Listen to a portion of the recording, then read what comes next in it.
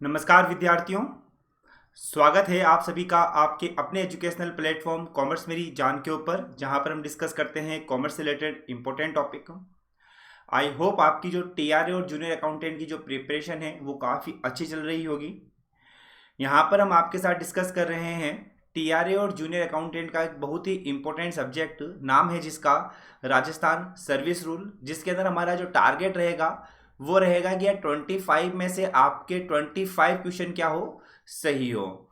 इसके लिए आपको क्या करना है, 5 पॉइंट का ध्यान रखना है। अगर आप ये 5 पॉइंट ध्यान में रख लेते हो, इन 5 पॉइंट के साथ अगर आप ये प्रिपरेशन करते हो, तो डेफिनेटली मैं कहता हूं कि आपका ये जो टारगेट है कि राजस्थान सर्विस रूल के अंदर आपके, क्योंकि एक बिल्कुल नया सब्जेक्ट है, इसको कॉमर्स के और नॉन कॉमर्स के दोनों ही विद्यार्थियों ने नहीं पढ़ा है, तो एक बिल्कुल ही नया सब्जेक्ट है। और यहाँ पर अगर आप थोड़ी सी अच्छी मेहनत करते हो तो आप 25 में से 25 क्वेश्चन आपके सही हो सकते हैं। सबसे पहले तो आपको क्या करना है, आपको सभी जो रूल्स हैं उनकी वीडियो क्लासेज क्या होनी चाहिए, आपने देख लेनी चाहिए। उन वीडियो क्लासेज का आप रिवीजन कर चुके हो। सेकंड जो आता है वो आता है एमसीक्यू आपको करने हैं। वो भी कौन से, आपको टॉपिक वाइज आपको एमसीक्यू करने हैं। थर्ड जो पॉइंट आता है, आपको जितने भी जो अमेंडमेंट्स होते हैं वो आपको सब याद रहने चाहिए विथ डेट्स। ये डेट्स के ऊपर मैं इतना जोर क्यों दे रहा हूं, क्योंकि पिछले एग्जामों का एनालिसिस करने से पता चला है कि आपके अमेंडमेंट्स तो पूछते हैं, साथ में उनकी डेट भी पूछते हैं। और फोर्थ पॉइंट, आपको जितने भी जो अपेंडिक्स है वो आपको याद रहने चाहिए कि कौन से अपेंडिक्स या कौन से परिशिष्ट में क्या बात कही गई है। और लास्ट आता है, आपको एक मिक्स एमसीक्यू की आपको प्रैक्टिस करनी होगी। इस तरह से ना केवल और केवल आरएसआर, आपको सभी सब्जेक्ट अगर आप इस तरह से प्रिपरेशन करते हो तो मैं कहता हूं कि आपका जो 25 में से 25 का जो टारगेट है वो डेफिनेटली अचीव हो सकता है ना। और हम, आपको पता है कि जो हमारे साथ जो विद्यार्थी हमारे कोर्स के अंदर जुड़े हुए हैं उनको पता है कि हम इन 5 पॉइंट को लेकर इन 5P के अकॉर्डिंग हम क्या कर रहे हैं, अपनी तैयारी कर रहे हैं। तो अगर आप भी हमारे कोर्स के साथ जुड़ना चाहते हो तो आप कॉमर्स मेरी जान ऐप डाउनलोड कर सकते हो। इस ऐप को आप अपने मोबाइल के ऊपर भी चला सकते हो, एज वेल एज आप अपने लैपटॉप या पीसी के ऊपर भी इसको चला सकते हो, है ना। ऐसा नहीं है किसी मोबाइल पे ही देख सकते हैं, लैपटॉप और पीसी के ऊपर भी आप इनके वीडियोस वगैरह को देख सकते हो। हमारे इस कोर्स के अंदर आपको सभी जो सब्जेक्ट होंगे वो इसी तरह से आपको मिलेंगे। ज्यादा जानकारी के लिए आप हमारे टेलीग्राम चैनल कॉमर्स मेरी जान के ऊपर आकर हमसे जुड़ जाइएगा। वहां पर आपकी कोई भी क्वेरी है आप हमसे पूछ सकते हो। तो अभी हम इस वीडियो के अंदर क्या करने वाले हैं, जैसा कि आपको पता है कि हमने राजस्थान सेवा नियमों के अंदर जो भी इंपॉर्टेंट अमेंडमेंट्स हुए हैं, जो भी इंपॉर्टेंट संशोधन हुए हैं, उनको डेट के साथ हम यहाँ पर कर रहे हैं। इसके ऑलरेडी 2 पार्ट डिस्कस किए जा चुके हैं, पार्ट 1 एंड पार्ट 2। यह है इसका पार्ट 3, जहां पर हम 24 से, क्योंकि हमने पार्ट 1 और पार्ट 2 के अंदर ऑलरेडी जो 23 अमेंडमेंट्स विद डेट थे वो हमने कर लिए हैं। यहाँ पर हम 24 से अमेंडमेंट स्टार्ट करेंगे और साथ ही साथ ये जो अपेंडिक्स है वो भी हम यहाँ पर कवर अप कर लेंगे। यानी कि सर जी, यह जो थर्ड पॉइंट है और यह जो फोर्थ पॉइंट है वो हम इस वीडियो के अंदर कवर अप कर लेंगे, है ना। लेकिन अगेन मैं कह रहा हूँ कि यहाँ ये दोनों पॉइंट पढ़ने से पहले आपको जितने भी जो रूल्स है उनकी वीडियो क्लासेज अच्छे से देख लेनी होगी, उनको आपको अच्छे से रिवीजन कर लेना होगा, ताकि आप इन अमेंडमेंट्स की इंपोर्टेंस समझ सको, ठीक है ना जी। तो हम यहाँ पर कहाँ थे, 23 तक हमने लास्ट की 2 क्लासेज के अंदर कर लिया है। अब हम यहाँ पे करेंगे 24 से। अगेन अगर आपको हमारे प्रयास पसंद आ रहा है, क्योंकि देखिएगा जितनी भी जो डेट्स है उनको एक साथ आपके लिए लाकर रखना, जितने भी जो अपेंडिक्स है उनको एक साथ आपके लिए लाकर रखना, इसमें बहुत ज़्यादा टाइम लगता है ना। और वो मैंने आपके लिए क्या है, तो अगर आपको ये प्रयास पसंद आ रहा है मेरा, तो वीडियो को जरूर से लाइक कर दीजिएगा और एक अच्छा सा कमेंट कर दीजिएगा। चलिए आते हैं हम हमारे 24th पॉइंट के ऊपर। 24th पॉइंट कहता है कि यह जो चेंजेस हुआ है वो हुआ है आपका रूल 105 में। कहाँ पे हुआ है, रूल 105 के अंदर यह चेंजेस हुआ है, ठीक है ना।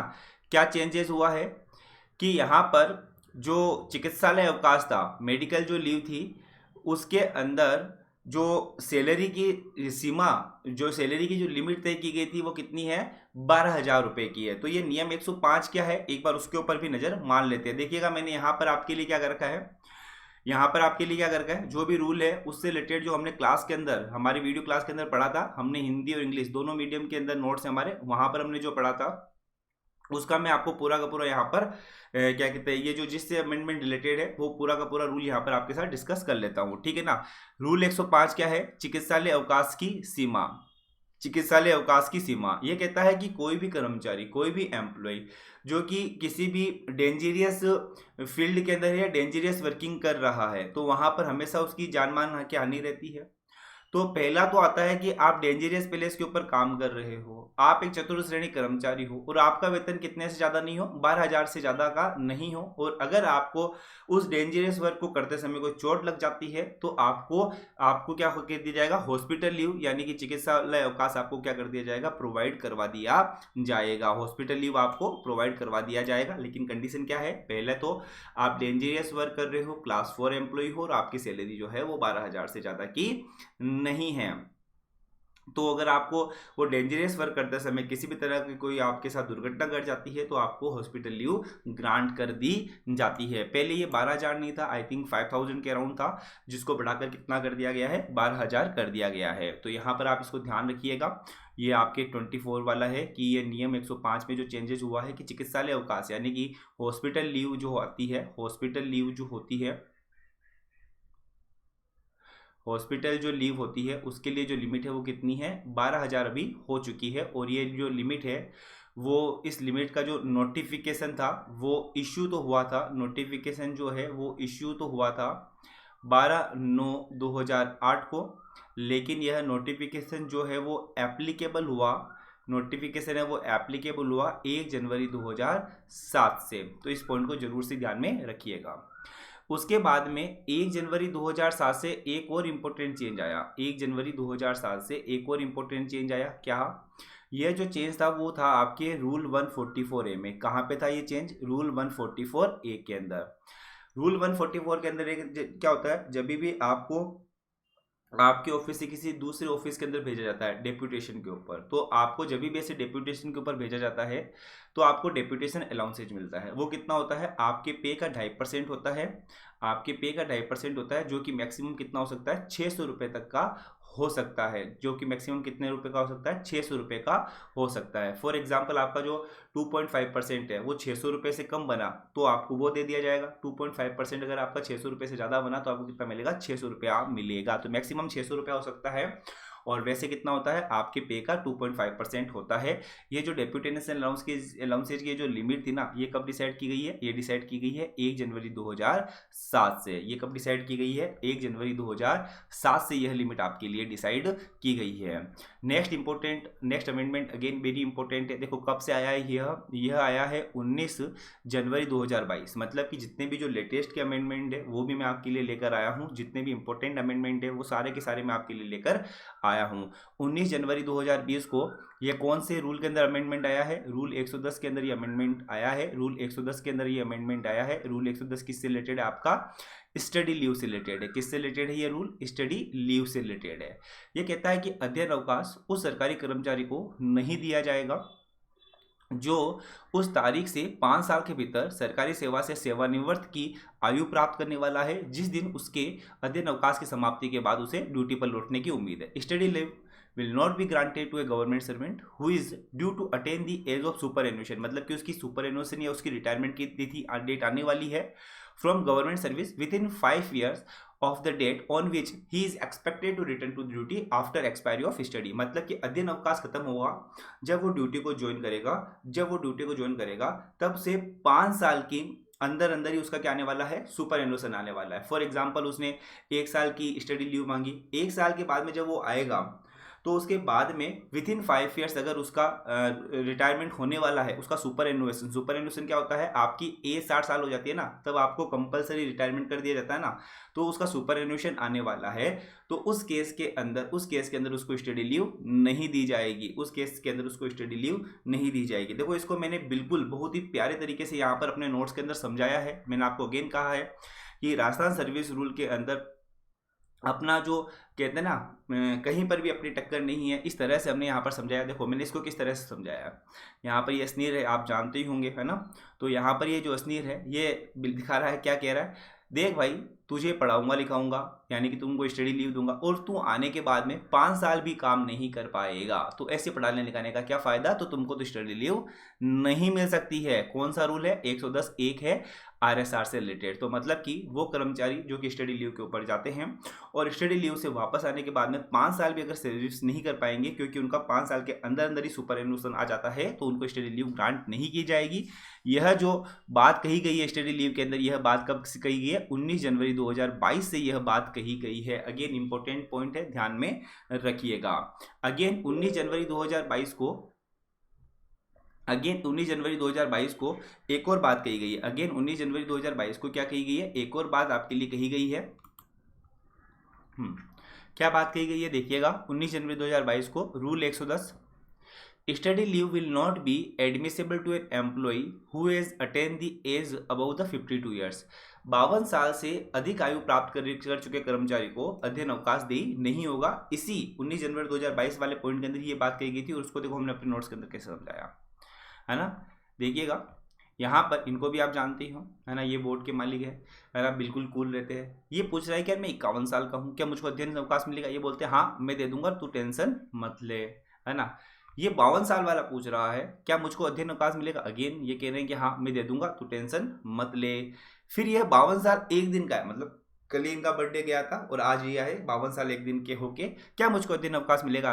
तो ये यशनीर जी कह रहे हैं भाई क्या कर रहा है तू, तुमको स्टडी लीव नहीं मिल सकती है। ऐसा कहा गया है 19 जनवरी 2022 के नोटिफिकेशन में। कहाँ पे कहा गया है, 19 जनवरी 2022 के नोटिफिकेशन में ऐसी बात कही गई है कि स्टडी लीव उनको नहीं मिलेगी जो कि 52 साल से अधिक की आयु प्राप्त कर चुके हैं। 19 जनवरी 2022 के अंदर, 19 जनवरी 2022 का जो नोटिफिकेशन था उसमें रूल 96B के अंदर अगेन चेंज किया गया। रूल 96B के अंदर चेंज किया गया। क्या चेंज किया गया था, पहला तो 96B के अंदर पहला तो एक सिर्फ और सिर्फ पहले परमानेंट गवर्नमेंट सर्वेंट के लिए था, लेकिन इसको टेम्पररी गवर्नमेंट सर्वेंट के लिए भी जोड़ा गया है। ये 96B है ना, आप हमारी जो वीडियो क्लासेज है ना, जो भी स्टूडेंट पेड हमारी पेड कोर्स के हैं, वो बिल्कुल इसको इस वाले पॉइंट को हमारी जो पेड क्लास थी वहां पर भी, पेड क्लासेस के जो नोट्स है वहां पर भी इसको करेक्ट कर लीजिएगा। प्रोवाइडेड फर्दर दैट परमानेंट या टेम्पररी गवर्नमेंट सर्वेंट, मतलब पहले तो ये 96B केवल और किसके लिए था, परमानेंट गवर्नमेंट सर्वेंट के लिए था। तो पहले 96B में क्या था कि कोई भी परमानेंट गवर्नमेंट सर्वेंट जिसको कि और अदर लीव नहीं मिल सकती है ना, स्टडी लीव वगैरह नहीं मिल सकती है, तो उसको 18 महीने के लिए, कितने महीने के लिए, 18 महीने के लिए एक्स्ट्रा ऑर्डिनरी लीव मिल जाती थी, है ना। लेकिन अब 96B के अंदर चेंज क्या कर दिया गया, पहले तो केवल और केवल परमानेंट गवर्नमेंट सर्वेंट था, और परमानेंट की जगह पर साथ परमानेंट की जगह पे नहीं, परमानेंट के साथ टेम्पररी गवर्नमेंट एम्प्लॉय को भी यहाँ पर शामिल कर लिया गया है। और यहाँ पर जो एक्स्ट्रा ऑर्डिनरी लीव है वो 18 महीने से बढ़ाकर कितनी कर दी गई है, 2 साल कर दी गई है। 96B रूल के अंदर ये चेंज आया है 19 जनवरी 2022 को। इसके अलावा अपेंडिक्स 14, देखिएगा अपेंडिक्स 14 में आए दिन चेंजेस आते रहते हैं। ये जो लास्ट चेंजेस है वो मैं आपको बता रहा हूं, है ना। इसको आप, इस चेंजेस को आपको इतना जरूरी नहीं है आप याद करो, लेकिन अपेंडिक्स 14 जो था, जहां पर हेड ऑफ डिपार्टमेंट यानी कि विभागाध्यक्ष की सूची दे रखी है, तो इसमें लास्ट जो चेंज हुआ था वो हुआ था 4 जनवरी 2021 को। इसके अंदर कभी ऐड होते भी रहते हैं और क्या कहते हैं, डिलीट होते भी रहते हैं ना। तो यहाँ पर सीरियल नंबर 126(7) ऐड किया गया लिस्ट ए के अंदर। यहाँ पर लिस्ट ए और लिस्ट बी 2 प्रकार की होती है ना। तो यहाँ पर जो कहते हैं ना हेड ऑफ डिपार्टमेंट के लिस्ट ए में कितने सीरियल नंबर है, 127 है। 127 किसका है, commissioner medical education department Rajasthan Jaipur का है ना। ये लास्ट अमेंडमेंट हुआ था अपेंडिक्स 14 में, लेकिन आपको मैं अगेन कह रहा हूँ याद करने की जरूरत नहीं है, आप बस इतना सा ध्यान रखिएगा अपेंडिक्स 14 किसकी है, हेड ऑफ डिपार्टमेंट की है, विभागाध्यक्ष की है। 11/6/2014 को, यानी कि 11 जून 2014 को आपके नियम 122A के तहत जो कि प्रोबेशनल ट्रेनिंग से रिलेटेड है, उसमें चेंजेस आया कि परिवीक्षाधीन प्रशिक्षणार्थी को असाधारण अवकाश, मतलब कि जो भी प्रोबेशनल ट्रेनिंग होता है उसको एक्स्ट्रा ऑर्डिनरी लीव 3 माह तक क्या कर सकता है, उसका जो भी नियुक्ति प्राधिकारी है वो दे सकता है। 3 माह से 1 साल तक प्रशासनिक विभाग की अनुमति से दिया जा सकता है, और 1 साल से ज्यादा वित्त विभाग की अनुमति से दिया जा सकता है। 3 माह तक उसका नियुक्ति अधिकारी, 3 माह से ज्यादा और 1 साल तक प्रशासनिक विभाग, उसका एडमिनिस्ट्रेटिव डिपार्टमेंट, और 1 साल से ज्यादा उसका वित्त विभाग क्या कर सकता है, विभाग क्या कर सकता है, अनुमति दे सकता है उसको एक्स्ट्राऑर्डिनरी लीव की। लेकिन अगर 1 माह से ज़्यादा उसका असाधारण अवकाश होता है तो उतने ही पीरियड के लिए उसका जो प्रोबेशनरी ट्रेनिंग का जो टाइम पीरियड होता है वो बढ़ा दिया जाता है। ये एक बात, ये नियम 122A के तहत ये जो चेंजेस हुआ है वो कब हुआ है, 11 जून 2014 को चेंजेस हुआ है। अब जो चेंजेस आ रहा है वो किसके अंदर आ रहा है, Rajasthan civil service joining time rule 1981। ये आपको पता है कि ये आपको पता है कि पहले आपका चैप्टर होता था 12, है ना, चैप्टर 12 को डिलीट कर दिया गया और उसकी जगह पर Rajasthan civil service joining time rules 1981 अलग से क्या किए गए, लागू बनाए गए हैं।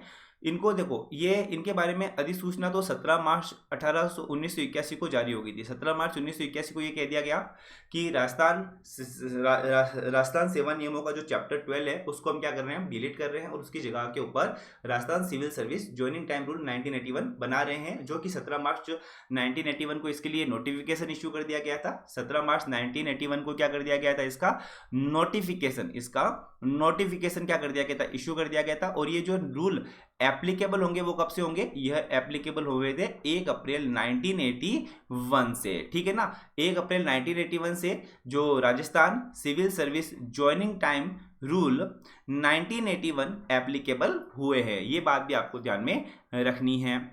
इसके बाद में 21/8/2007 को ये कहा गया इस ज्वाइनिंग टाइम वाले के अंदर, ये ज्वाइनिंग टाइम समझते हो ना क्या होता है, शॉर्ट में बता देता हूं। जब भी किसी कर्मचारी का एक जगह से दूसरी जगह पर ट्रांसफर होता है तो उस ट्रांसफर के लिए उसको जो टाइम मिलता है that is called joining timing, है ना। तो यहाँ पर कहता है कि कोई भी परिवीक्षाधीन प्रशिक्षणार्थी है, मतलब कि जो भी प्रोबेशनल ट्रेनी होता है ना, अगर उसका ट्रांसफर एक जगह से दूसरी जगह पर होता है ना तो उसको कोई एक्स्ट्रा दिन नहीं दिए जाते हैं। जितना उसका वास्तविक यात्रा का समय होता है उतना ही उनको उसको ज्वाइनिंग टाइम पीरियड प्रोवाइड करवाया जाता है। 21/8/2007 को ये बात कही गई है। इसके अलावा ये चेंजेस भी काफ़ी इंपॉर्टेंट है। काफ़ी सारे टीचर देख रहा हूँ कि अभी भी इसको मतलब गलत बता रहे हैं ना, मतलब पुराना बता रहे, गलत नहीं। 160(4)(b) के अंदर क्या होता है, आपकी जो भी सर्विस बुक होती है ना उसको आप देख सकते हो। सर्विस बुक देखने के लिए आपको पहले मतलब उसकी फोटोकॉपी ले सकते हो। फोटोकॉपी लेने के लिए पहले 1 रुपया लगता था, लेकिन अब फोटोकॉपी लेने के लिए 2 रुपया पर पेज लगता है। अब 2 रुपया पर पेज लगता है। 160(4)(b) के अंदर ये चेंजेस हुआ था। 18 जनवरी 2016 को इसका नोटिफिकेशन जारी किया गया था। ये जो चेंजेस आया है वो अगेन किसके अंदर आया है, रूल 112 में।